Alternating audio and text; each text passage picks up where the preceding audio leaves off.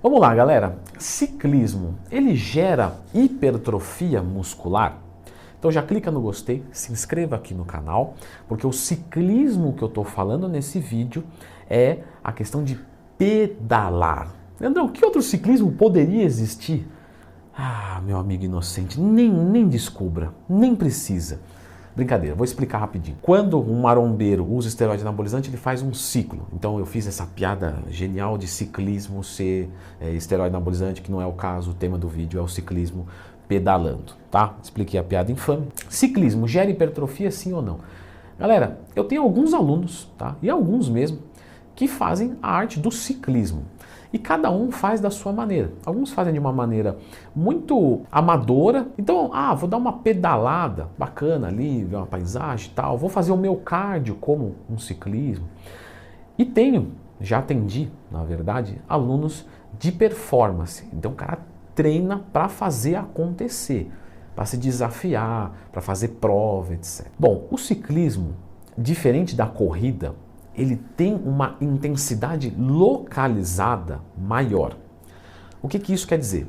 Quer dizer que na corrida, normalmente, você está lá, esse é o barulho que eu faço correndo na esteira. Você normalmente vai subindo a tua frequência cardíaca, 140, 150, 160, e se você passar do seu limiar aeróbico, você entra em fadiga e para de fazer o exercício. Mas não porque a sua perna cansou, nem nada. É porque o coração não aguenta esse tamanho de massa muscular incrível. Daí já não estou falando mais de mim, né? E ele entrou em fadiga. É uma atividade que não vai gerar hipertrofia muscular. No ciclismo, se você já fez uma bicicletinha na academia ali, você pode perceber que às vezes você está ali pedalando e você fala, poxa, para ficar na minha frequência cardíaca de 150, eu tenho que pedalar a tanto por hora. E aí eu começo a sentir uma queimação aqui embaixo. E essa queimadinha lá nos quadríceps, elas são a quebra da glicose sem a presença do oxigênio que gera ácido lático. Leandro Twin, a beta-alanina bloqueia o ácido lático. Ela não pode ajudar aqui? Legal. Lembra de procurar Leandro Twin mais tema quando tiver qualquer dúvida. Então, pode-se gerar um ácido lático e comandar a finalização do nosso exercício.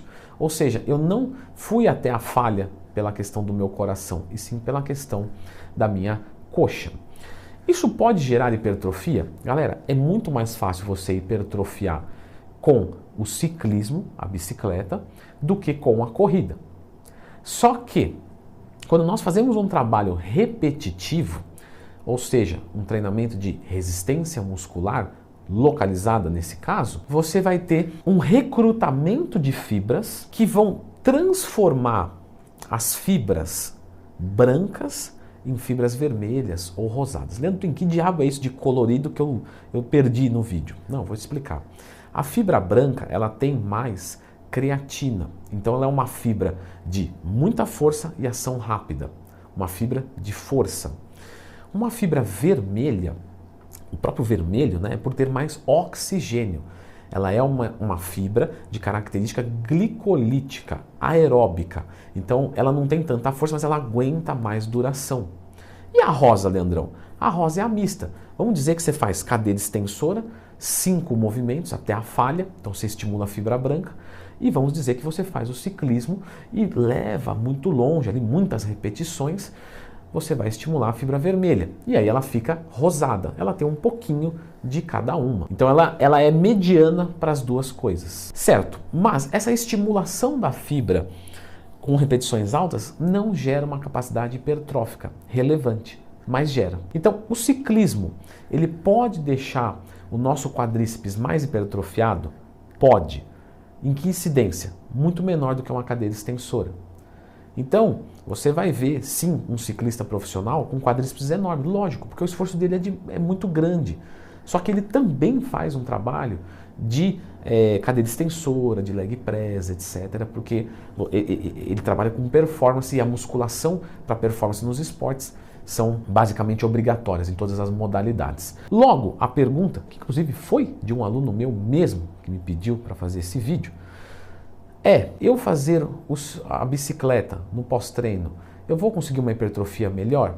Não, porque você já faz musculação para hipertrofia. Vai atrapalhar também? Não, você pode fazer tranquilo. Agora, se você começar a, para chegar na sua frequência cardíaca, ter que estragar muito o teu quadríceps, isso prejudicar o seu treino de musculação, não é legal. Então, preferencialmente, faça menos bicicleta.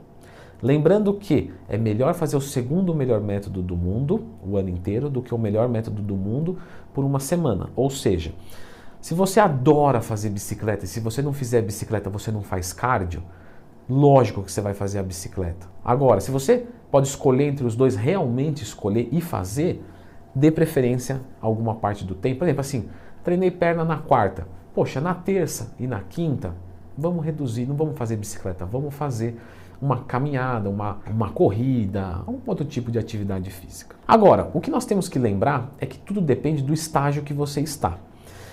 Então, por exemplo, vamos dizer que eu pegue vários idosos. Enfileirando esses idosos, eu vejo que todos eles têm uma característica sarcopênica. O que é sarcopenia? Baixa quantidade de massa muscular. Porque sarco é músculo, penia vamos dizer, buraco, né? Furo, pouca quantidade. Então, você se pegar eles e mandar fazer uma bicicleta para melhorar o cardio, eles vão falhar o quadríceps muito cedo, porque eles estão muito fraquinhos. Então eles vão ficar perto daquele limiar da hipertrofia fazendo bicicleta. Eles vão ali dar umas pedaladas, ai cansei, tipo 30 segundinhos de pedalada. Isso vai gerar hipertrofia, vai gerar hipertrofia legal. Só que claro, porque ele não tem nada. Então para quem não tem nada, metade é o dobro. Gostou dessa matemática, né? Deixa um like. Para eles vai servir, para uma mulher que perdeu muita massa muscular, tá na menopausa, tal, poxa, vai servir. Só que para você, marombeiro fortíssimo, que já faz cadeira extensora com 10 plaquinhas, já faz leg press com 100, 200 quilos, que já agacha com acima de 20 quilos, você não é a tua praia, entendeu? Você não vai ganhar massa muscular por causa disso. Entendeu? Pode melhorar os cortes? Galera, isso é muito questionável, tá? Isso é muito, muito questionável. Temos pessoas que defendem que sim, pessoas que defendem que não. O que a gente vê na prática? É difícil dizer, galera, porque às vezes o cara vai fazer bicicleta e vai fazer uma dieta cut. Aí fala, tá vendo, o corte aprofundou mais. Sim, porque já ia. Não, Leandrão, mas eu já tive esse percentual de gordura antes e agora, nessa nova preparação, fiz um off, fiz outro book, agora está mais cortado. Isso já é dentro do esperado, porque você está evoluindo, certo? Você estava numa preparação, num final de cut, você faz um book, você ganha massa muscular, maturidade, etc. Você deve, no próximo final de cut, terminar melhor. Então esses relatos, que vão entrar como Bro Science, acabam que fica muito difícil. O que a gente tem academicamente falando é que não vai melhorar a profundidade de corte. O que vai melhorar a profundidade de corte é a hipertrofia muscular com baixa quantidade de gordura corporal e água. Andrão, como é que eu concilio ciclismo com a musculação? Como é que eu concilio outras atividades físicas, lutas, corridas, futebolzinho com a musculação? Eu fiz um vídeo sobre isso e eu vou deixar aqui porque acho que é totalmente pertinente, que, né, dê essa dica da quarta-feira, treina a perna, então evita ali. Dá uma olhadinha nesse vídeo aqui.